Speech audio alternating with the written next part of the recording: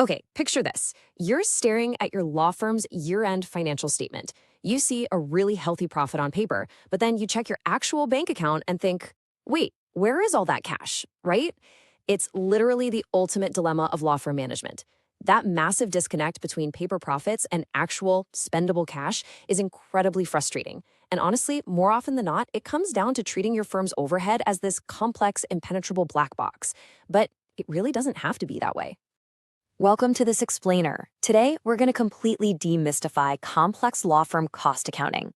We're leveraging a super proven, highly effective methodology from PerformLaw to transform your firm's financial data from a source of absolute confusion into a tool for strategic action.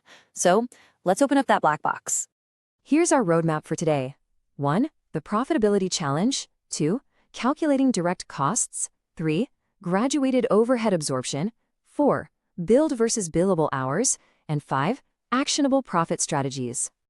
Let's jump right into Section 1, the Profitability Challenge.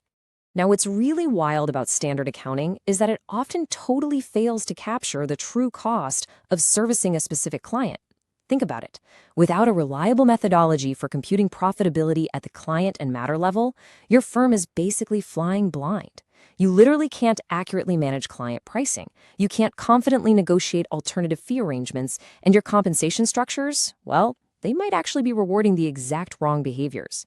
You absolutely need reliable data to control workload distribution and overhead efficiency.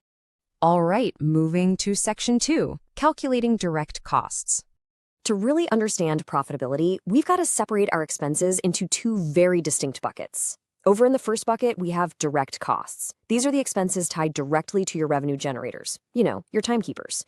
We're talking salaries, benefits, direct secretarial support, and increasingly these days, per-seat IT costs. Then in the second bucket, we have indirect costs. This is your overhead pool: facilities, general equipment, practice development, the whole administrative shebang. The absolutely crucial point here is that this indirect pool must be carefully and logically allocated across the firm. Which brings us nicely to Section 3, graduated overhead absorption. So how do we fairly allocate that massive indirect overhead pool? Well, standard practice often just divides the overhead evenly across all timekeepers. But treating every single timekeeper identically completely distorts your financial reality. Instead, PerformLaw recommends a graduated overhead absorption model. It looks like this. Equity partners absorb a full share, 100%. Non-equity partners take a 0.75 share, associates take a half share, and paralegals take just a quarter share. Now, why use a graduated system? First off, it gives younger lawyers the runway they need to build value, which eventually leads to higher build rates. Second, and this is huge, it completely removes the disincentive to use associates. If you load an associate with the exact same overhead burden as a senior partner, well, partners get scared to use them because their profitability looks terrible on paper. Plus, paralegals and associates simply don't use as much overhead as a partner does. Ultimately, this structure rightly defaults the cost of waste and inefficiency straight back to the equity partners, the folks who actually have the power to fix it. Okay, Section 4, billed versus billable hours. This is probably the most critical operational debate we'll cover today. People always ask me, when we calculate our firm's overhead cost per hour, should we use billable hours or actual billed hours as the denominator? It sounds like a minor technicality, but I promise you, it completely changes your understanding of your firm's health. Check out this stark reality here. By correctly using billed hours as our denominator alongside our graduated allocation, we see a massive contrast in costs. Partner 1 carries an overhead cost per hour of $95.87, while Associate 4 carries a rate of $59.93. If we use simple billable hours for everyone, these numbers would just blur together, totally masking true profitability and hiding where your margins actually are. So, my advice? Always use billed hours if you want an accurate look at cash performance.